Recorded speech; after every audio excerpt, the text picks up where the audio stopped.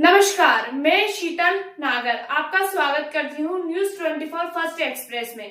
खबरों की दुनिया में सबसे तेज और सबसे सटीक अपडेट के साथ पेश है आज की कुछ खास और बड़ी खबरें। बड़ौद नगर के कोताना रोड स्थित ब्राह्मण समाज के वरिष्ठ नेता एवं समाज सेवी रविंद्र भारद्वाज के शोरूम पर मुख्य अतिथि जय हिंद मंच नई दिल्ली के संस्थापक एवं राष्ट्रीय अध्यक्ष सुरेश शर्मा का राष्ट्रध्वज भेंट कर नगर के प्रमुख समाज सेवियों द्वारा हार्दिक स्वागत एवं अभिनंदन किया गया।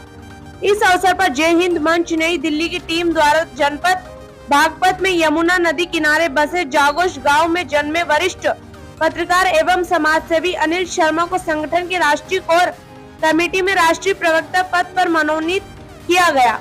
मनोनीत होने के उपरांत प्रमुख समाजसेवी रविंद्र भारद्वाज के प्रतिष्ठान पर अनिल शर्मा का फूल मालाओं से भव्य स्वागत किया गया।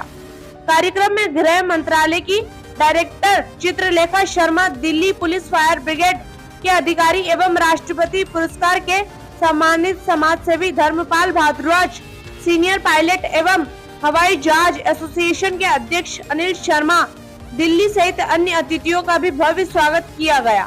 कार्यक्रम में मुख्य रूप से प्रख्यात शिक्षाविद एवं राष्ट्रीय अधिकार मोर्चा राम के जिला अध्यक्ष भागवत दिनेश शर्मा, महामंडलेश्वर आचार्य कृष्ण विशुद्धपानी, श्रद्धानंद शर्मा, पंडित विजय पाल शर्मा, डॉक्टर राधेश्याम शर्मा, रमेश वशिष्ठ, शहर के प्रमुख समाजसेवी पंडित गोपाल शर्मा, युवा नेता उत्तम कुमार, समाजसेवी नितिन पांचाल, चपरोली के समाजसेवी जावेद चौधरी सहित अनेक गणमान्य लोग उपस्थित रहे।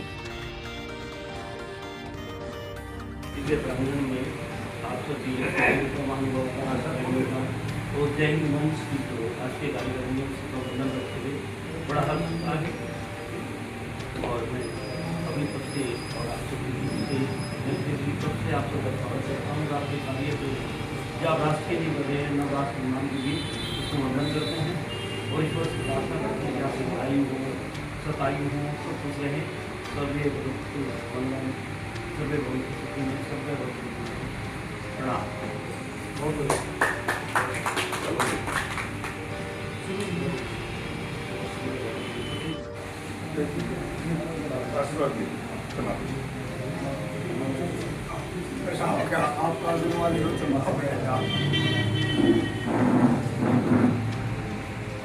भारत माता की जय। भारत माता की जय। आपको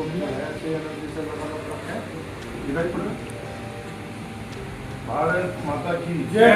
भारत माता की जय।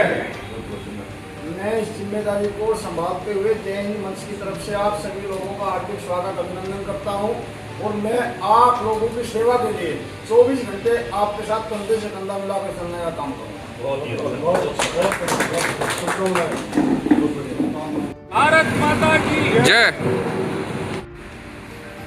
आपका नाम जानना चाहेंगे? मेरा नाम सुरेश शर्मा है जी।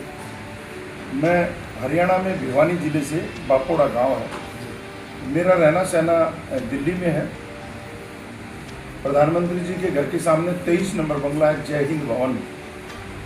सामाजिक कार्यों में रुचि है, इसलिए जय हिंद मंच हमारी सामाजिक टीम है और जय हिंद मंच के नाम से हम सामाजिक कार्यों में सक्रिय रहते हैं। कहाँ से आए हो, कहाँ जा रहे हो? आज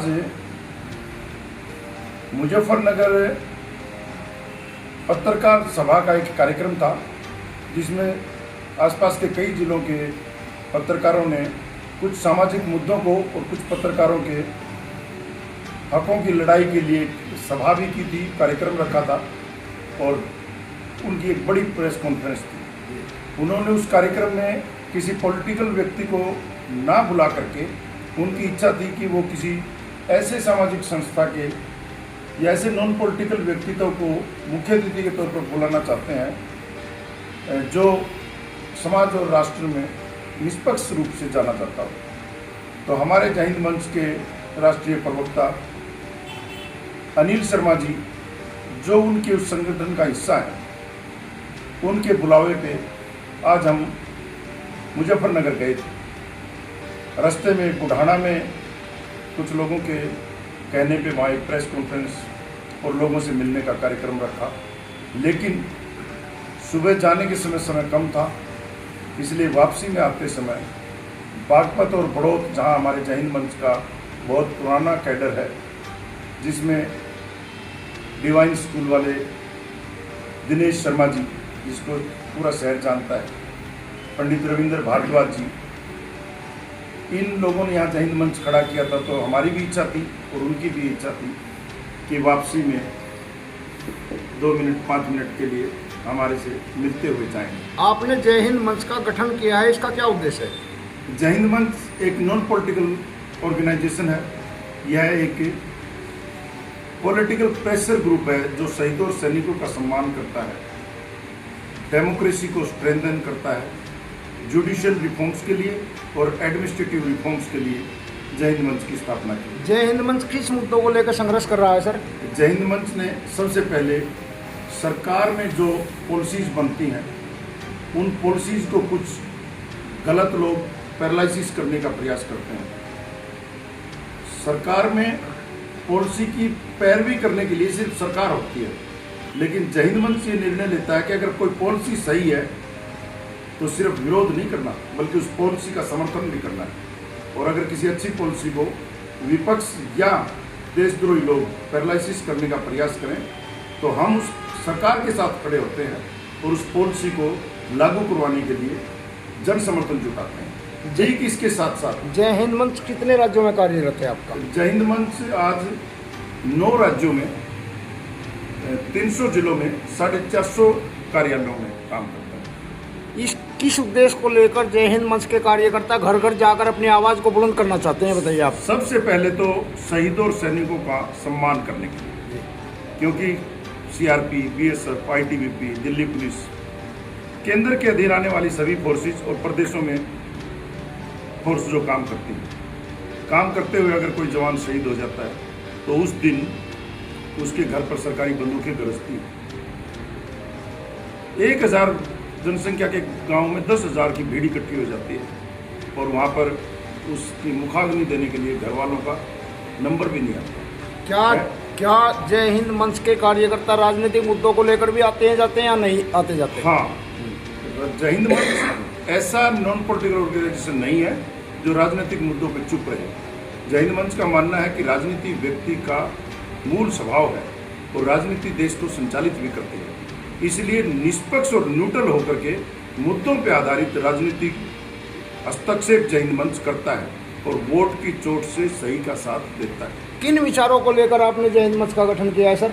जय हिंद मंच का गठन किया जुडिशियल रिफॉर्म्स, क्योंकि आज देश में जितने केसेस पेंडिंग है उनको देख करके अच्छे भले व्यक्ति का सिर चकरा जाता है, पूरा जीवन निकल जाता है और वो उसको न्याय नहीं मिलता। लास्ट में होता भी है तो फैसला होता है, न्याय नहीं। उसी तरीके से आईएएस और आईपीएस जितने भी अधिकारी हैं उनसे लोग इतने नाराज रहते हैं और कहते हैं कि सरकारी अधिकारी भ्रष्ट हैं।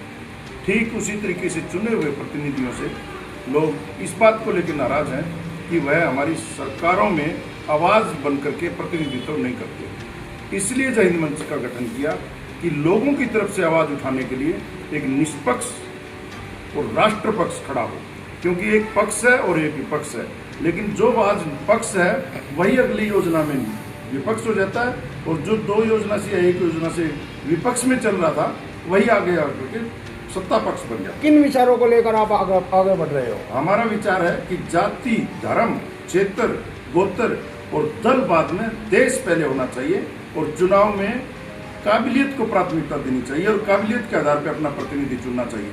अगर काबिलियत के आधार पर आपने प्रतिनिधि चुना तो आपकी पंचायत से लेकर के और हिंदुस्तान की सबसे बड़ी पंचायत लोकसभा तक बेहतरीन कैंडिडेट होगा और बेहतरीन कैंडिडेट आपके देश को वहाँ ले जाएगा जहाँ दुनिया में आप अपने देश को ले जाना चाहते हैं। जय हिंद मंच युवाओं को क्या संदेश देना चाहता है? जय हिंद मंच युवाओं को ये संदेश देना चाहता है कि आप अच्छे डॉक्टर बनो, अच्छे इंजीनियर बनो, अच्छे अध्यापक बनो और अच्छे बिजनेसमैन बनो, सीए, चार्टर्ड अकाउंटेंट आप जरूर बनो, लेकिन उसके साथ साथ आप ध्यान रखो कि आप एक अच्छे नागरिक भी बनो। आप अच्छे डॉक्टर बने और आपने सिर्फ धन कमाया और जनहित आपने नहीं सोचा तो आपके डॉक्टर होने का देश को क्या फायदा हुआ? आज हमारा युवा नशे की तरफ अग्रसर हो रहा है, ये क्या संदेश देना चाहते हो?